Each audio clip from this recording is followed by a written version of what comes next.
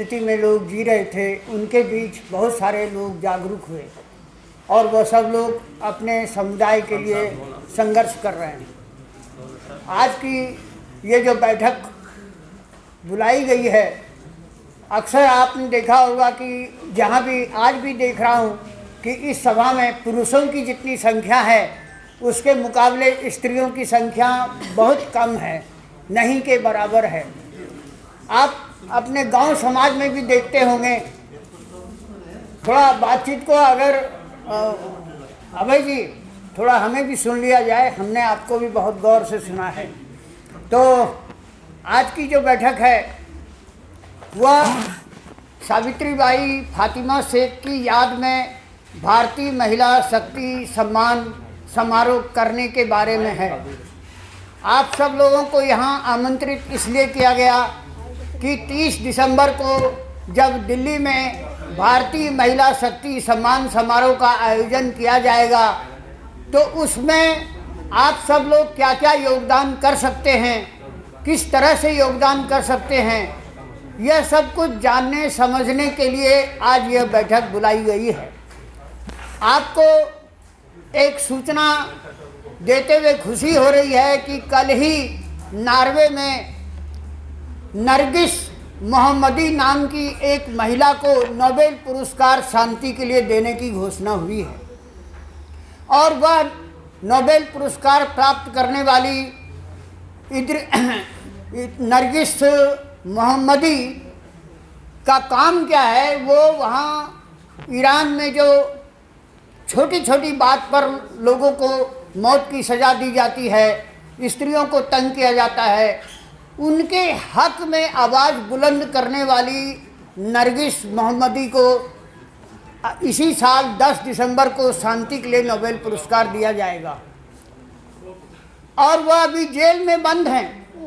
8 साल से अपने बच्चों से वो मिल नहीं सकी हैं और उनको 34 साल तक जेल की सज़ा की घोषणा की गई है और 154 कोड़े मारने की सज़ा उनको सुनाई गई है। और उन्होंने जिस तरह से तीव्र आंदोलन पूरे ईरान में खड़ा किया है, इसलिए वहाँ की सरकार जो है अब उनको मौत की सज़ा देने पर विचार कर रही है।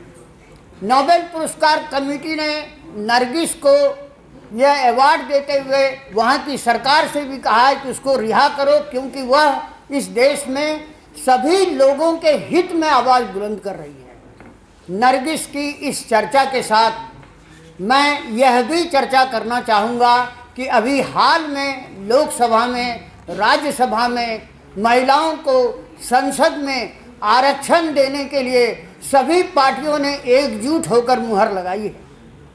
सैद्धांतिक रूप से उनको मान लिया है, लेकिन अभी भी उस फैसले को लागू करने के लिए लगभग जो है 10-20 साल तो लगेंगे ही, क्योंकि एक तो जनगणना होगी, फिर परिसीमन होगा और फिर तब तक क्या होगा नहीं होगा। लेकिन मेरा यह कहना है कि इसी तरह का आरक्षण राजीव गांधी जी ने पंचायतों में दिया है, नगर निगम में दिया है, नगर परिषद में दिया है, वहाँ हुआ है, अधिकार का लाभ महिलाओं को मिला है। लेकिन अधिकार देने के पहले महिलाओं के बीच किसी तरह की जागृति नहीं करने की वजह से नतीजा क्या हुआ है कि जीतती महिला है और पति उसका जो है प्रधान बन जाता है। तो ऐसा नहीं हो कि महिला जीते और उसके रिश्तेदार उसको चलाए और वह सिर्फ कठपुतली बन जाए। तो सिर्फ आरक्षण देने से काम नहीं होगा, महिलाओं को अधिक से अधिक अवसर देने की ज़रूरत है, महिलाओं को जागरूक करने की ज़रूरत है। इन्हीं सब उद्देश्यों को लेकर हमने जब तलाश करने की कोशिश की, हालांकि इस देश में बहुत सारी महिलाएं हुई हैं, महान महिलाएं हुई हैं। अभी हमने देखा कि एक 75 स्वाधीनता सेनानी महिलाओं की उस पर एक किताब छपी है, हिंदी में छपी है। यहीं अभिनव ने किसी प्रियंका चौधरी की किताब मुझे दी थी, वो मराठी में छपी है और उसमें 75 स्वाधीनता सेनानियों के बारे में जिक्र है। उसके बाद 2 दिन के बाद ही मुझे एक किताब डायमंड बुक्स से मिली, उसमें भी 75 स्वाधीनता सेनानियों के बारे में है जो महिला स्वाधीनता सेनानी है। लेकिन उन 75 महिला स्वाधीनता सेनानियों में कस्तूरबा गांधी को लोग भूल जाते हैं, कस्तूरबा गांधी को याद नहीं कर पाते हैं, ज़्यादा समय लोग महात्मा गांधी पे दे देते हैं। तो अक्सर होता है, अभी किसी भी आप प्रोग्राम को करें तो मंच पे देखेंगे कि सिर्फ पुरुष ही पुरुष है, वहाँ महिलाओं को कोई स्थान नहीं दिया जाता। जब हम एक बार प्रोग्राम कर रहे थे तो मैंने कहा भाई ठीक है, मंच पर 3 महिलाएं है, 3 पुरुष बैठेंगे तो 3 महिलाओं को भी बिठाओ। अरे महिलाओं को बिठाने की क्या ज़रूरत है? अभी भी आज के युग में महिलाओं को लेकर के इस तरह से कोताही की जाती है।